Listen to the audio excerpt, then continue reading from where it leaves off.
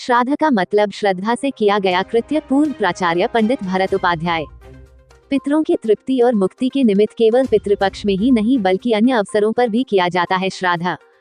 News 9 Times. Paschim Champaran Bagaha से नवल ठाकुर की bureau report.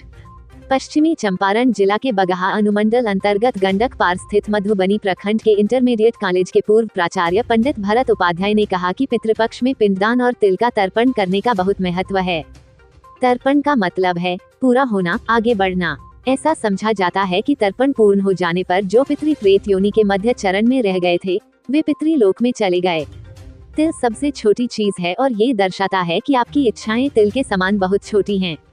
संसार में जो कुछ भी है वह तिल के समान तुच्छ और महत्वहीन है। इसलिए यदि मृत्यु के बाद भी व्यक्ति की आत्मा में इच्छाएं और वासनाएं रह गई हों तो उसके सगे संबंधी जल के साथ तिल को छोड़कर तर्पण करते हैं और अपने पितरों से यह कहते हैं कि वे इसी प्रकार तिल के बीज की तरह मन की छोटी छोटी इच्छाओं, वासनाओं, राग और द्वेष को त्याग दें और उनके जीवन में जो भी अधूरे कार्य थे उन्हें अपनी संतानों या सगे संबंधियों पर छोड़ दें। वे उसका ध्यान रखेंगे। पितरों की संतानें या संबंधी उनसे प्रार्थना करते हैं कि पितृ संतुष्ट रहें और आगे बढ़ें। स्वजनों और संबंधियों का ये प्रोत्साहन तर्पण का एक महत्वपूर्ण अंग है। उन्होंने कहा कि हमारे धर्म ग्रंथों के अनुसार केवल पितृपक्ष में ही नहीं बल्कि अन्य अवसरों पर भी पितरों का श्राद्ध किया जा सकता है। धर्म सिंधु के अनुसार श्राद्ध करने के 96 अवसर बताए गए हैं। एक साल की 12 अमावस्याएं, 4 पुनादि तिथियां, 14 मनवादी तिथियां, 12 संक्रांतियां, 12 वैधृति योग, 12 व्यतिपात योग, 16 पितृपक्ष, 5 अष्ट का श्राद्ध, 5 अन्वष्ट का श्राद्ध तथा 5 पूर्वेद्यो श्राद्ध। कुल मिलाकर श्राद्ध के ये 96 अवसर हैं। इसके अलावा हमारे धर्मशास्त्रों में श्राद्ध के अनेक भेद बताए गए हैं। उनमें से मत्स्य पुराण में 3 प्रकार के श्राद्ध, यम स्मृति में 5 प्रकार के श्राद्ध तथा भविष्य पुराण में 12 प्रकार के श्राद्धों का उल्लेख मिलता है। ये 12 श्राद्ध हैं। कहा कि नित्य श्राद्ध रोज किया जाने वाला तर्पण, भोजन के पहले गौ ग्रास निकालना नित्य श्राद्ध है तथा नैमित्तिक श्राद्ध पितृपक्ष में किया जाने वाला श्राद्ध नैमित्तिक श्राद्ध कहलाता है। पूर्व प्राचार्य ने कहा कि काम्य श्राद्ध अपनी किसी विशिष्ट कामना की मूर्ति के लिए किए जाने वाला श्राद्ध काम्य श्राद्ध की श्रेणी में आता है। वृद्धि श्राद्ध मुंडन, उपनयन, विवाह आदि के अवसर पर किया जाने वाला श्राद्ध वृद्धि श्राद्ध कहलाता है। इसे नांदीमुख भी कहते हैं।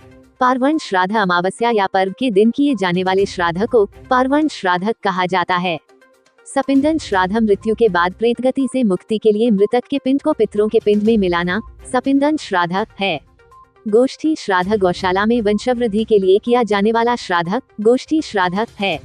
शुद्धयर्थ श्राद्ध प्रायश्चित के रूप में अपनी शुद्धि के लिए ब्राह्मणों को भोजन कराना शुद्धयर्थ श्राद्ध कहलाता है। कर्माग श्राद्ध गर्भाधान, सीमंत, पुंसवन संस्कार के समय किया जाने वाला श्राद्ध कर्म कर्माग श्राद्ध की श्रेणी में आता है। दैविक श्राद्ध सप्तमी तिथियों में हविष्यान से देवताओं के लिए किया जाने वाला श्राद्ध दैविक श्राद्ध होता है। यात्रार्थ श्राद्ध तीर्थयात्रा पर जाने से पहले और वहां पर किए जाने वाले श्राद्ध को यात्रार्थ श्राद्ध कहते हैं। पुष्ट्यर्थ श्राद्ध अपने वंश और व्यापार आदि की वृद्धि के लिए किया जाने वाला पुष्ट्यर्थ श्राद्ध कहलाता है। भविष्य पुराण में मुनि विश्वामित्र का दृष्टांत देकर 12 प्रकार के श्राद्धों का वर्णन किया गया है। विष्णु पुराण और मरुड़ पुराण में भी श्राद्ध संबंधी संदर्भ हैं।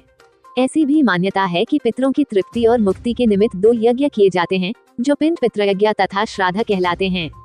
इसके अलावा पितृपक्ष में श्राद्ध कर्म करने के साथ साथ पंचबलि या पंचग्रास देने का भी विधान है, जिसमें ब्राह्मण भोज के साथ गाय, कुत्ता, कौवा, चींटी और देवताओं के निमित्त भी भोजन निकाला जाता है। इनमें गाय पृथ्वी तत्व, कुत्ता जल तत्व, कौवा वायु तत्व, चींटी अग्नि तत्व और देवता आकाश तत्व के प्रतीक हैं। इस प्रकार इन 5 को आहार देकर हम प्रकृति के 5 तत्वों के प्रति अपना आभार व्यक्त करते हैं। News 9 times.